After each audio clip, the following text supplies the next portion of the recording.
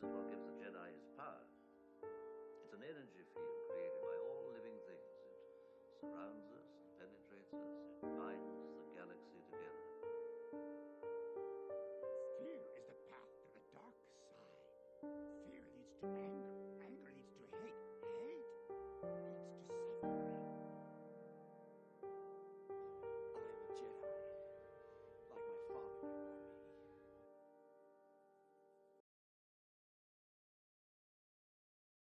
All right, hello everyone, and welcome to the second ever episode of the Legends Library Cade. And I, of course, last time am joined with Tristan, and today we will be talking about the video game Jedi Academy. So, Tristan, when was the first time you actually ever played this game? I got Jedi Academy shortly after Clone Wars Adventures shut down in 2014, I think. So it wasn't too long ago, but I had a little community on there. I used to play with a multiplayer, and I played the single player around then too.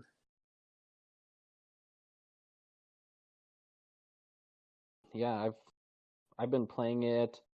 I think like a couple months after it came out, because it came out. I had to look this up before we started recording, but it was September of 03, and I think I got it either Christmas or my birthday after it came out. So like literally right after it came out. At the time, I would have been 8 years old, and yeah, it absolutely just like blew my mind because I think before then the only Star Wars game I had ever played was I played Jedi Outcast actually before this, but I was god awful at it. And I was 4 when this came out, so I wasn't playing it at the time. oh yeah, I mean like I probably had no business like playing it competitively, which I couldn't because I think Xbox Live was a thing yet. And so I basically spent the entire time just killing my brother in multiplayer and replaying the single player an ungodly amount of time. Yeah, most of my time spent has been on the multiplayer, and specifically movie battles, which is a modification that came out later. It's really good. 10 out of 10 would recommend. Yeah, I mean, well, that's the great thing about it. Like with stuff like those mods, like in my opinion, besides like the, I mean, the graphics aren't actually like terrible for a game that came out 16 years ago. But I mean, obviously they're going to be way noticeable from anything. But I think like the gameplay and everything is definitely held up like as long as it's been out. Oh yeah, it's Jedi Academy. Probably officially, it has the best lightsaber combat we've ever seen, and continues to be the best lightsaber combat 16 years later. It's just really depressing. I mean, yeah, like it definitely peaked with this game. And as far as I can think, the only other game I know of that has any kind of like multiplayer lightsaber combat just in general is Force Unleashed Wii version. And then I think there was a Clone Wars game, but I never got around to playing that. The Wii version was shit. Everybody played the same. It was cool. It had Mara Jade in it though, so that was cool. And I played the Clone Wars lightsaber duels also on the Wii. Use the Wii for Mario Kart and dancing. Nothing else, please, because it's not going to Wii work. Sports. This is true.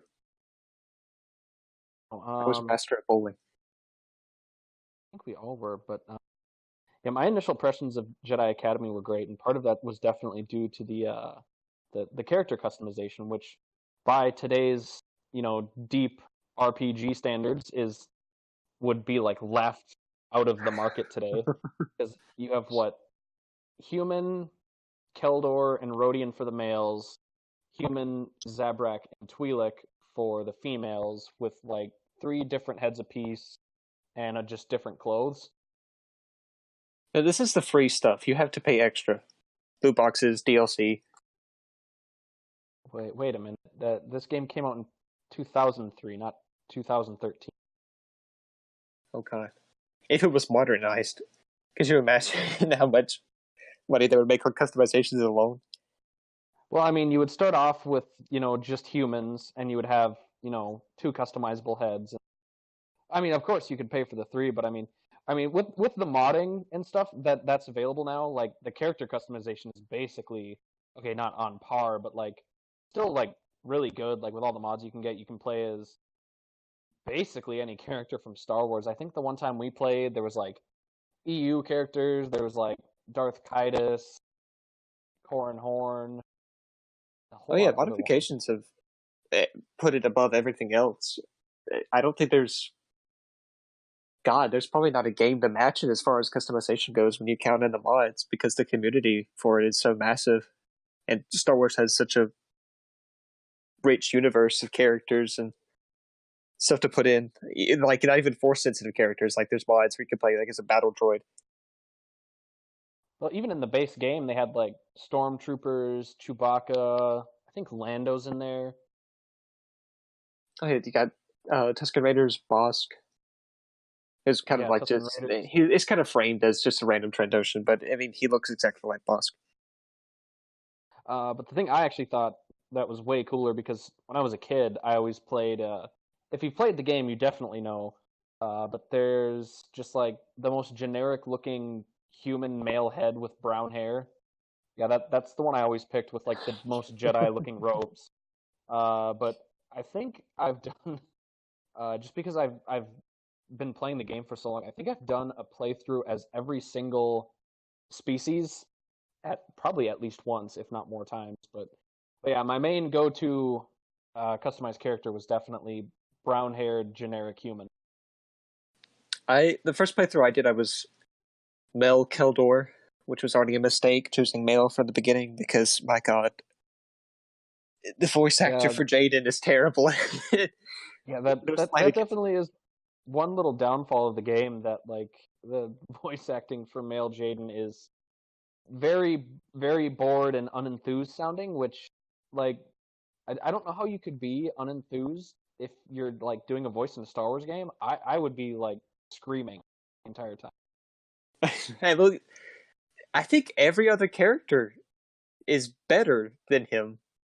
Like even the NPCs and like the random Imperial officers that are fat or whatnot, they have more emotion. I don't understand why they chose this actor for what's probably more likely to be chosen as far as character goes, because I would feel male Jaden would be picked more than female Jaden on demographic alone. Oh yeah, for sure. And I mean nowadays they definitely would have done, well, one, a better job, but even so, they would have at least had different voice actors for the two different species. But I mean, it's 2003.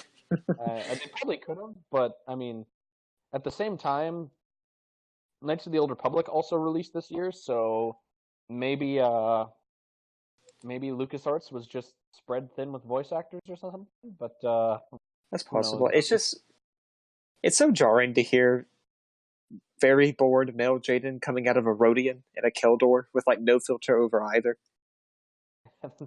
Yeah, that is very true. That's one reason I could never get into the other two species, because like his voice just like didn't sound right, like coming from a Keldor or especially a Rodian. Oh god, no. Basic with Rodians to begin with is just a no. They need to speak Huttese or some shit like that.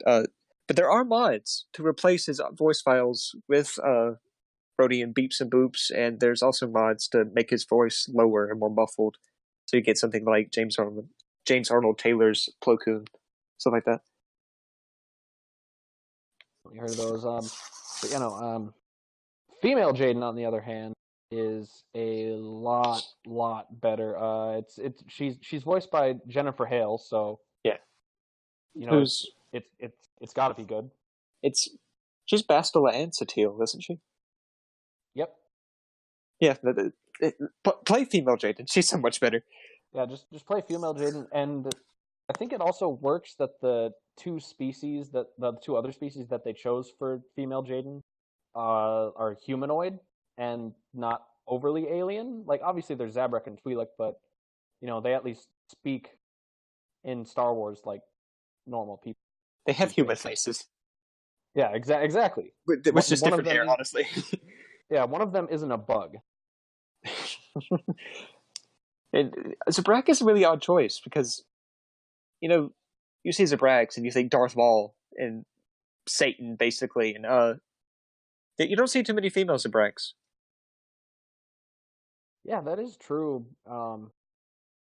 Yeah, really, I can't think of any other like famous Zabraks at the time of like the prequels when this was actually coming out. I mean, there was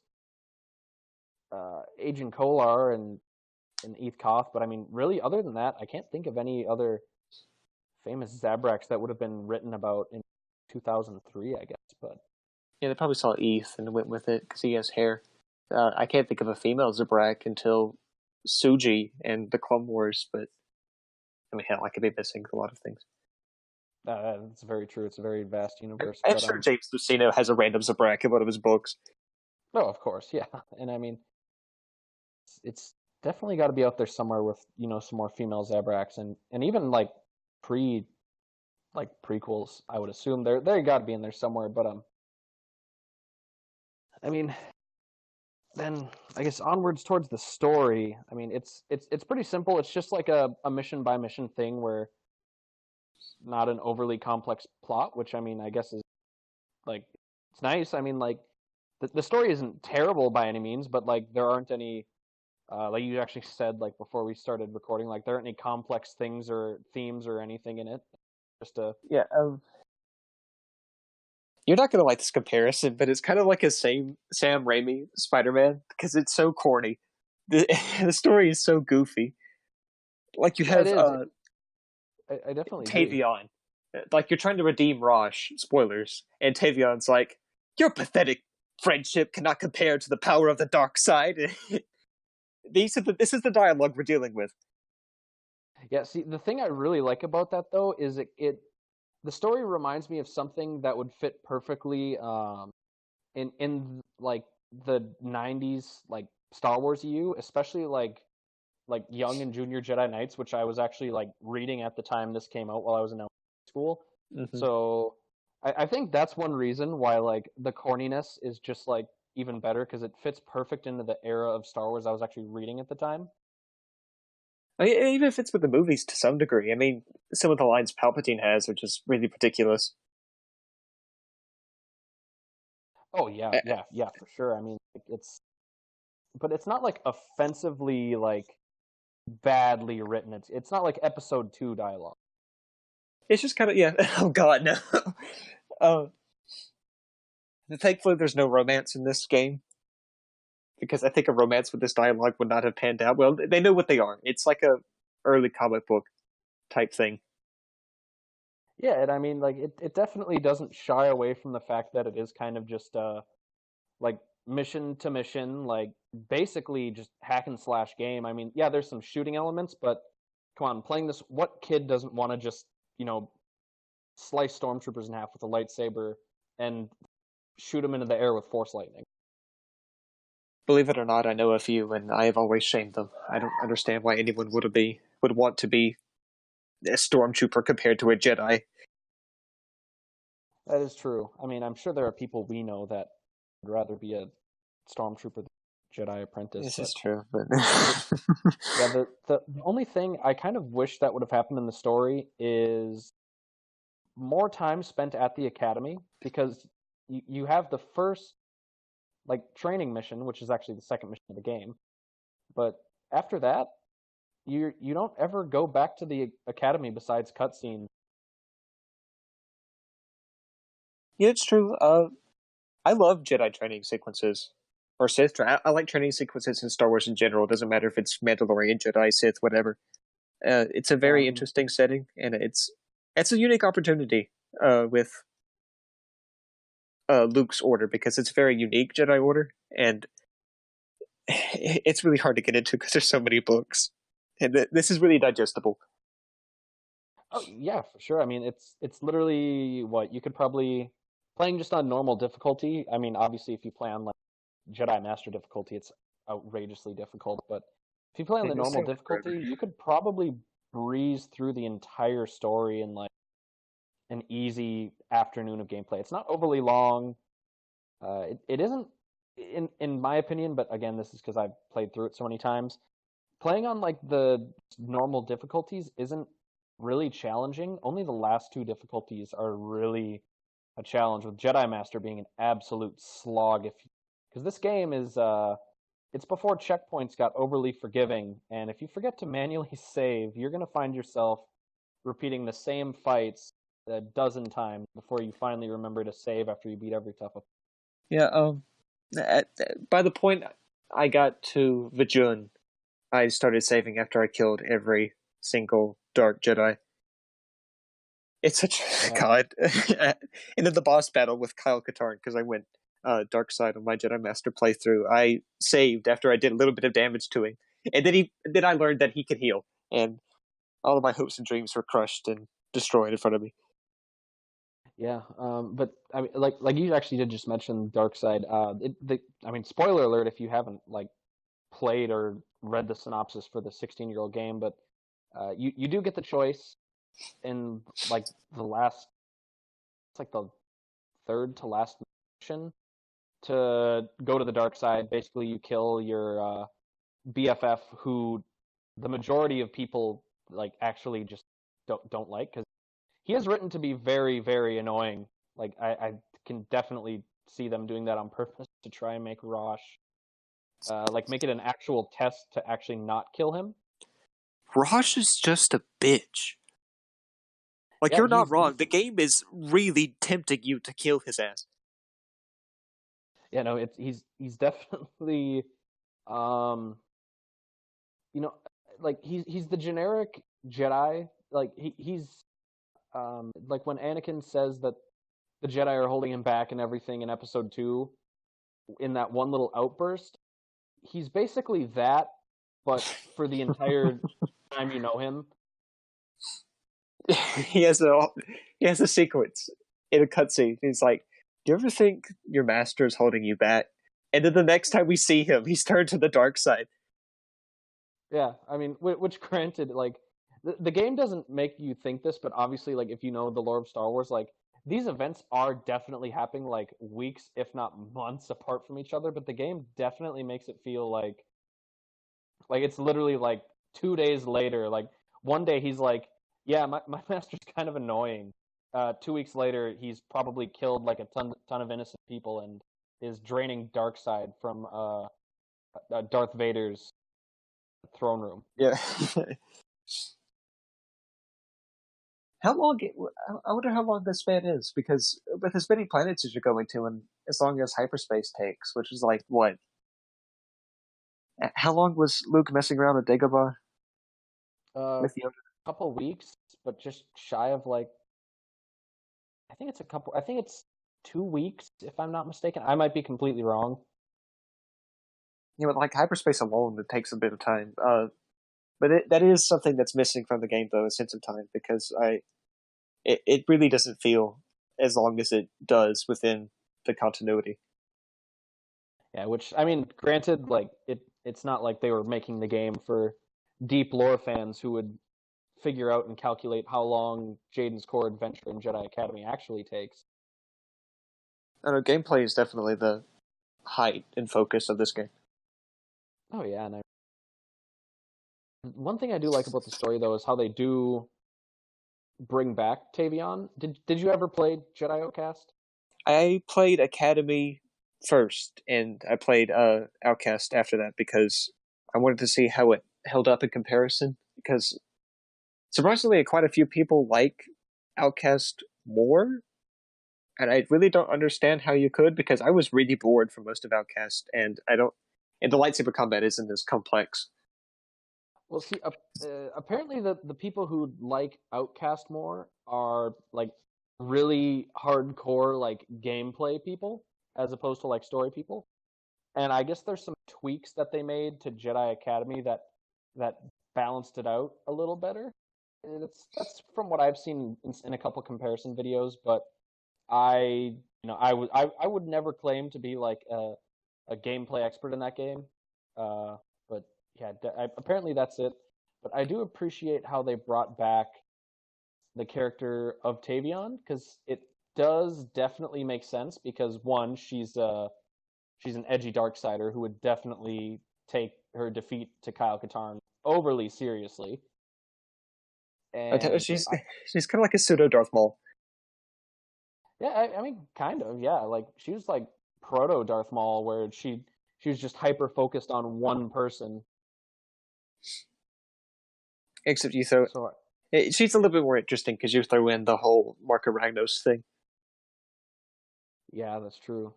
Yeah, and it is cool that it references all that EU stuff, and there are a couple little Easter eggs and stuff for like longtime EU fans. Like Corran Horn is referenced for all of literally one line in the entire game,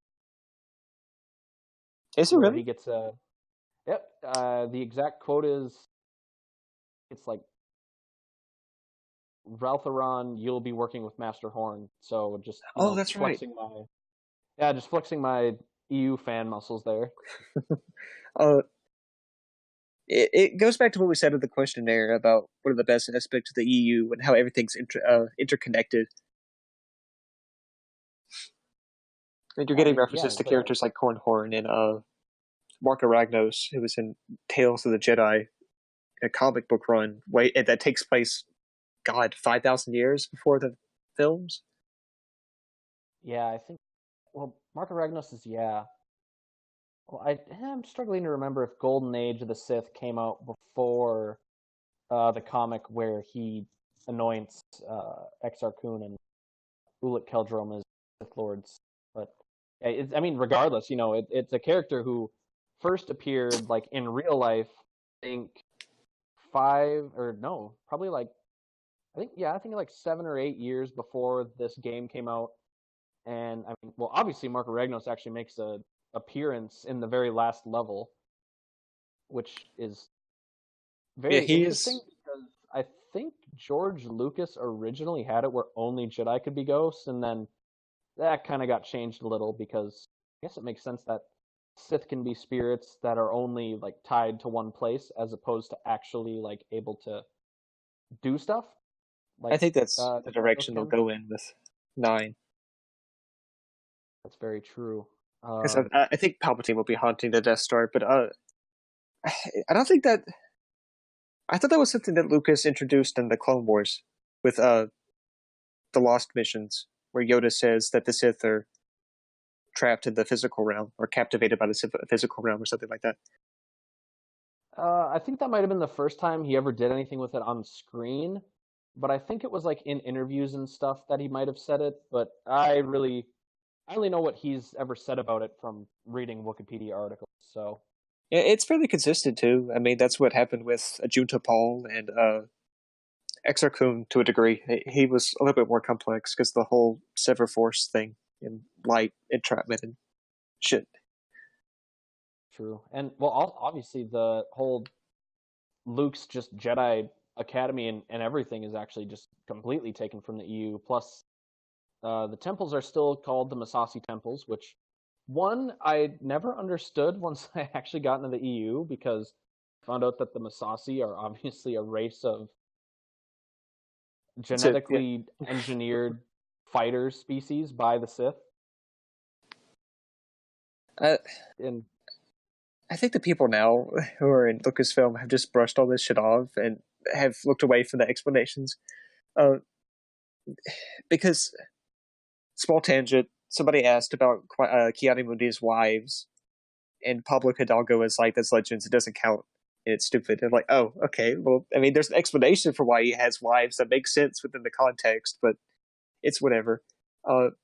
In the Bane books, Korriban has been like swept, like there's no traces of the dark side anymore there. Like the spirits have just like threw up their hands and say, fuck it, you guys are lame. And I feel like that's happened in with Yavin too, in the Masasi temples.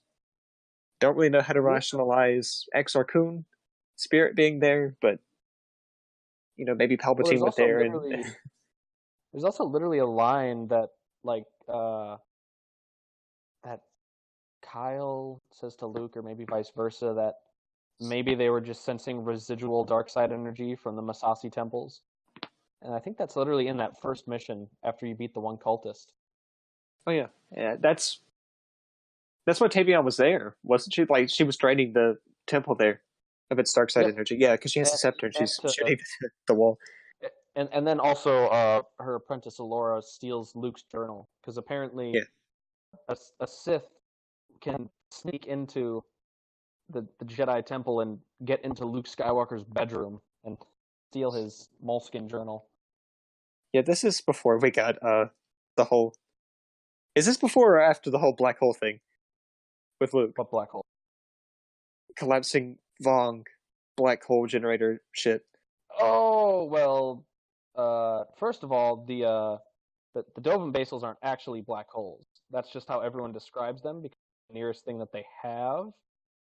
But also, this actually came out. Well, chronologically, this is set before the NJO series. It also came out, I think, the year that NJO finished. Look, what if I say that Luke is a So, dumbass or something? well, there's Or also Laura talk has the Quay Tech method of like cloaking her force presence or some shit. I mean, that's a pretty easy way of saying it. Bam, But, fixed it. Yeah, perfect. But it did always weird me out, even as like a little kid, when they're talking about how there's residual dark side presences in the temples that they're training in. How so? Oh, well, when I was a kid, it was like, wait, if the Jedi are the good guys, why are they hanging out where the dark side is? Yeah. And not going, I don't know, to a happy light side planet or something? Go to Tython or some shit. Yeah, exactly. Although at this point, I would definitely figure that Luke's Jedi Order would not have the knowledge of like Tython.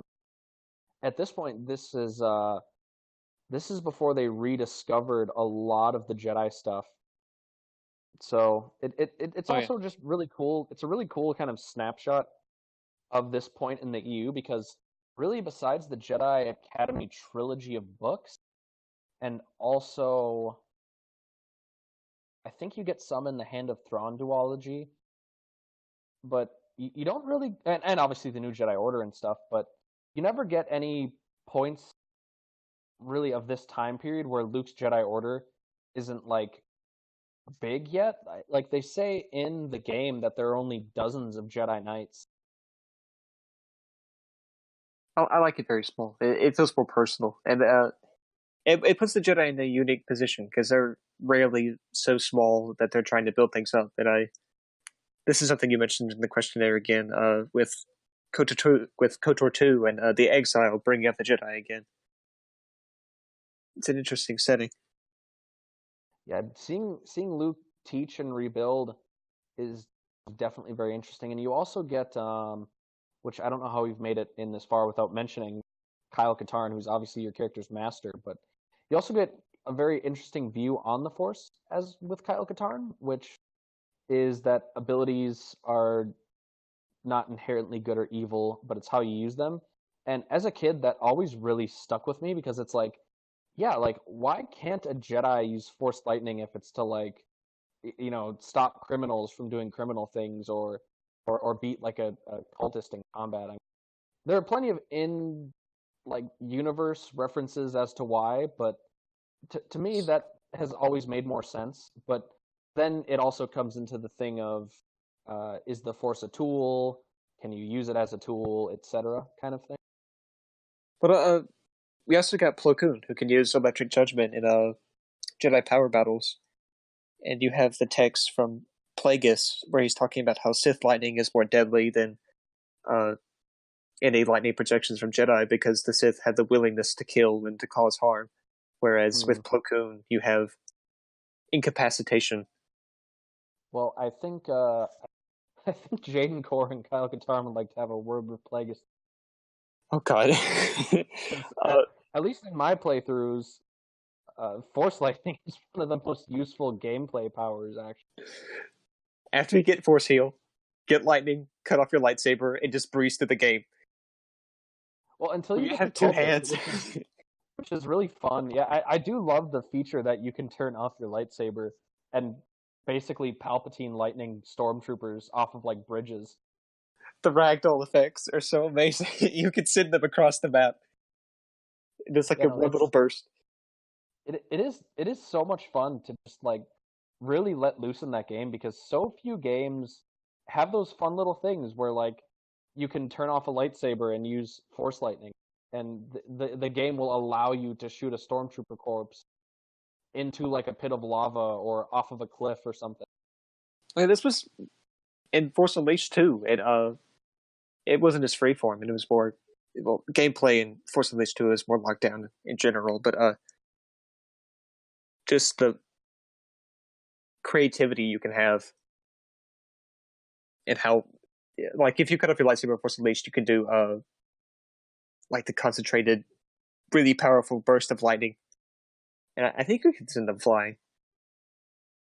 I don't think it even does though. I think they just like drop to the ground.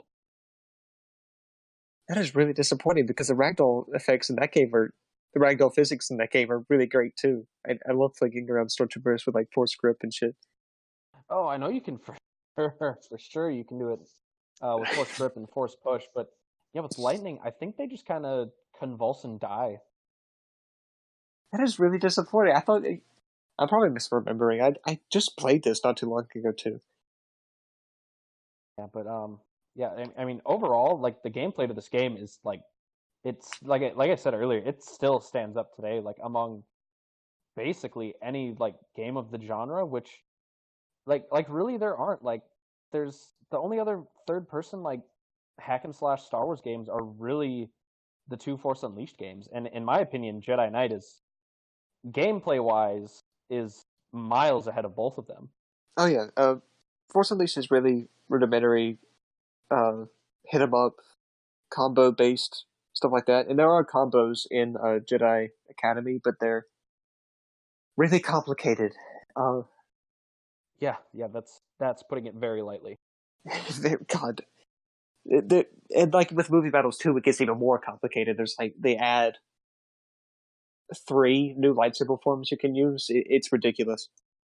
But just the base game itself, a lot of it's performed with directional keys. So if you like swing while you're going diagonal back, it'll swing a certain way, and you can do all these sorts of combinations. It's absurdly complicated, but it has a massive learning curve. But it's also the best lightsaber combat we've ever gotten and have gotten since, because everything else is really rudimentary in comparison. Yeah, I mean that's definitely 100% true. I mean, Force Unleashed, I think it's been said by many people, but it doesn't feel so much like you're swinging a lightsaber, but you're swinging around like a baseball bat.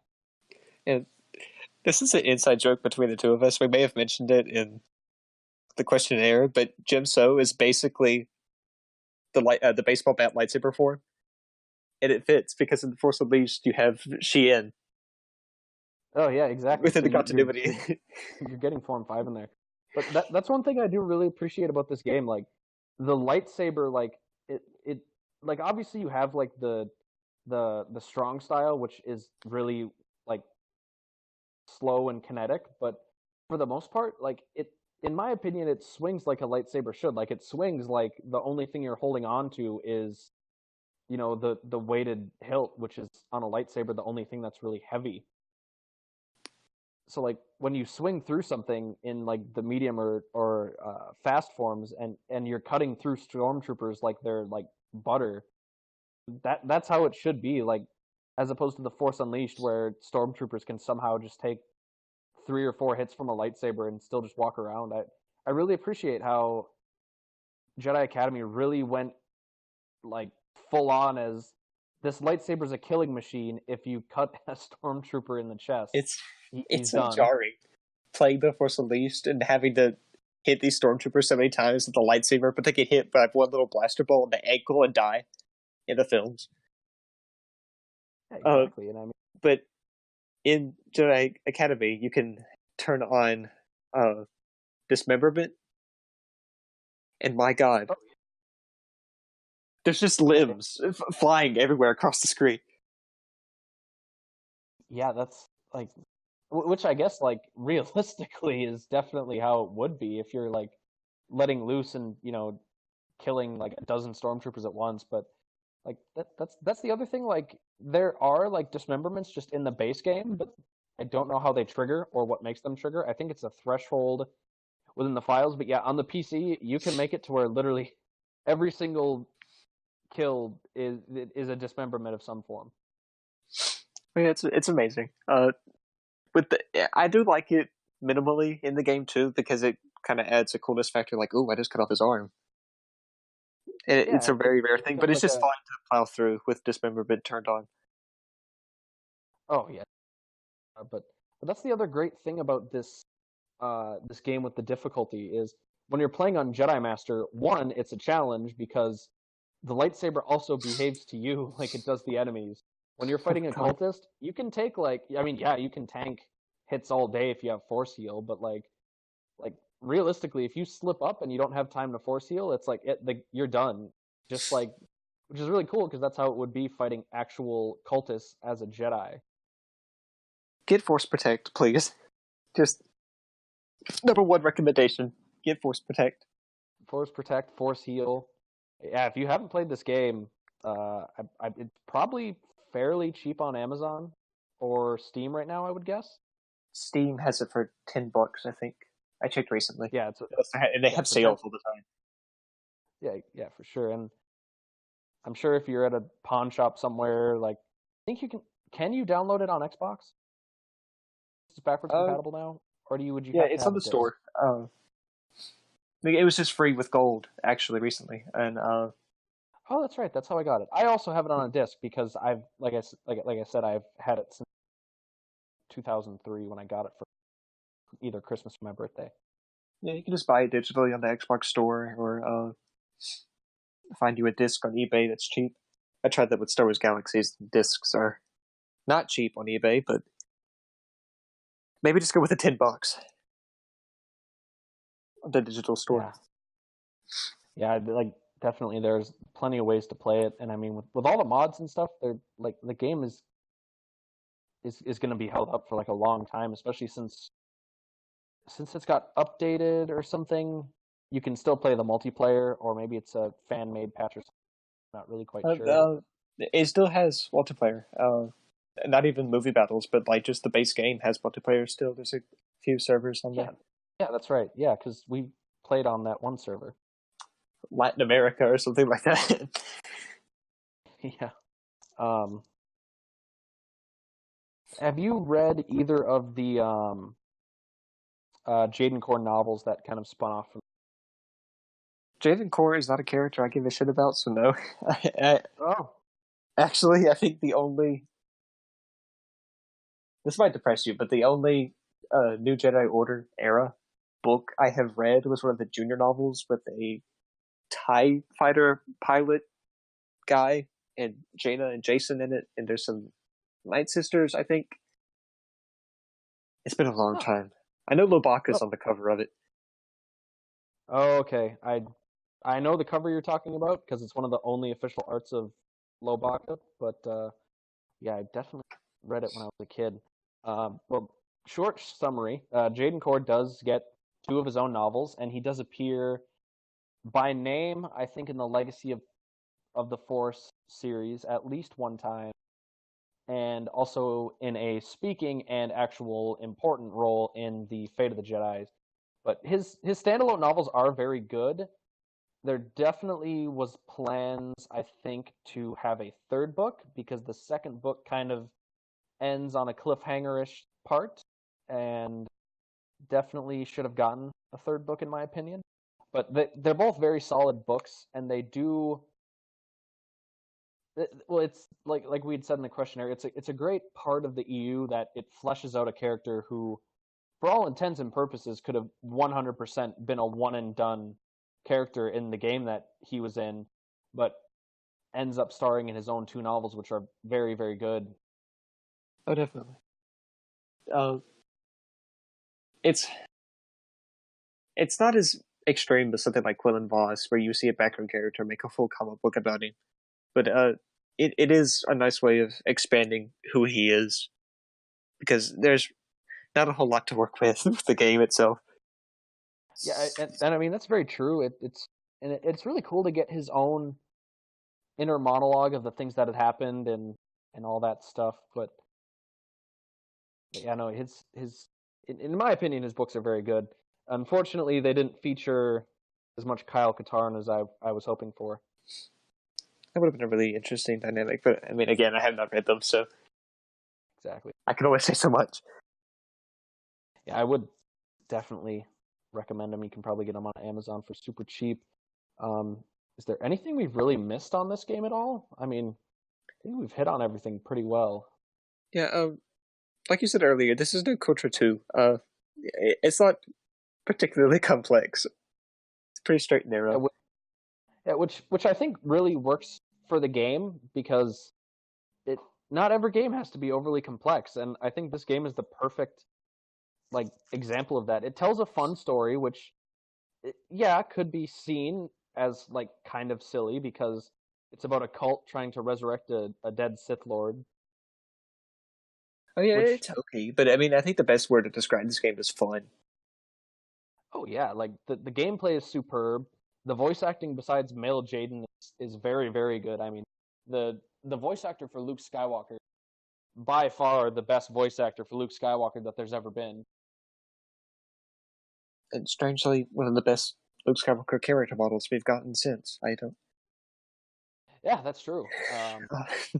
It's so old. It's just like my own personal little thing, but the thing about the Luke character model, it always bothered me how he had 2 black gloves and not just one, like Michael Jackson style. Budget cuts. I mean, we could render another hand. Yeah, I don't know why. I always liked the aesthetic of Luke with his one black Michael glove. Jackson. Yeah. Honestly, they may have just missed it, or it was easier to render that way, and they were pressed for time. I know a lot of Star Wars games have had the time issue. See, I don't think this one had that.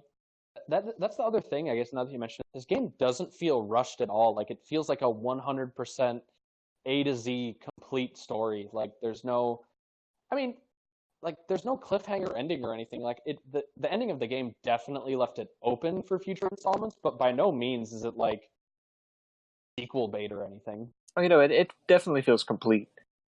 It's again not on the level of KOTOR 2, where everything is just broken and there's story elements that don't connect whatsoever or get wrapped up. Yeah, and I guess that's one thing that I guess is kind of missed in today's game. This game, it didn't have any DLC ever. If you look at the multiplayer, the amount of maps and characters and all that stuff it shipped with is astounding compared to something that would come out today. Oh, yeah, and then you introduce mods and you get pretty screen accurate replicas of the Duel of Fates plasma reactor chamber and stuff like that. The mods are probably the best thing about this game, including the lightsaber combat. One of those is the best part. Well, probably the lightsaber combat, because you still get it in the base game. But being able to kill Palpatine as, I don't know, an Ugnaught would be pretty cool, I guess. It's a very nice canvas for people to work with and share. Yeah, that's true. But story, I guess back to the story. I guess if you're looking for something that's going to be overly immersive and super customizable, it's kind of funny that your lightsaber is more customizable than your character model. Honestly, if you do get this, 10 out of 10 would recommend on PC. The mods itself they speak so highly of the game. You just have to get it there. And I played through the entire campaign on Jedi Master difficulty and went through Dark Side on Xbox to get a red lightsaber, and it was only in the PC version. Yeah, it was heartbreaking because that was a lot of pain and torture, and the only thing I walked away with was saying, "Hey, I beat it on Jedi Master difficulty." Well, that's that's actually a good accolade, because it was, like I said, it's back when video games were still punishing on their highest difficulty. It came out kind of in the same era as like Halo 2. Oh god. Halo 2 is... I love the game to death, but I would never play it on Legendary. I don't think I could. I would probably commit suicide by the end of it. If I got to the end, that is. Like if you added in like some kind of one-hit kill sniper enemy, of which there are a couple actually, the Rhodians with disruptor rifles are actually that did happen to me a few times. One-hit kills because they're unblockable. But yeah, like this game, if you're also looking for a game that after you learn it a bit can be very challenging, then yeah, I mean this game on Jedi Master is definitely a challenge. God, that Kyle Katarn boss fight. It took me so long. Yeah, guys, do not turn to the dark side if you're looking for a fun final level, because it's grueling. Spoiler alert: if you turn to the dark side, you not only have to fight the Sith cultists on Korriban, but you also have to fight all the Jedi who are fighting the Sith cultists on Korriban. Tavion is so much easier. Light side is so much easier. Just go light side. Don't watch Dark Side on YouTube or some shit and make fun of Jaden's male voice acting on the dark side because it's hilarious. Just don't put yourself through that pain. The game, I mean, like you said, it's a 10 out of 10. Like, and if you're a Star Wars fan to any capacity, I think is the other good thing is you can enjoy this. Like I had said earlier, they're going to be cool little EU references, like how you get to go to the ruins of the planet Biss, and he mentions how the Emperor had a base there, Luke does, and there's references to Mark Ragnos and the Valley of the Dark Lords and all that stuff. But if you've not read any EU stuff, you could get into this game very easily. As long as you know who Luke Skywalker is and what a Jedi is, then you're going to be able to get into enjoy this. I follows the films pretty well. I mean, you're left with the line in Return of the Jedi, pass on what you've learned, and I mean, here we are. It's like, again, it's not complicated at all. It's very easy to step into. And I guess if you're another reason to play this would be if you're unhappy with Luke's Jedi Order getting destroyed and him doing nothing about it. Definitely check this game out because it shows a undepressed Luke who actually is carrying on what Yoda said to do, which I think is very good. A compelling and interesting new take on Star Wars. Not the Jedi being destroyed in Rebellion versus the Empire. What? Yeah, that is true. Well, I mean, you do fight a lot of Imperials in this game, but that's because the Imperial remnant was just a large... Well, actually, by this point in the timeline, they were actually, like, on their last legs. Which is... Wow, it's like the game's acknowledging the original trilogy, and it's amazing. I didn't know that was possible. Yeah.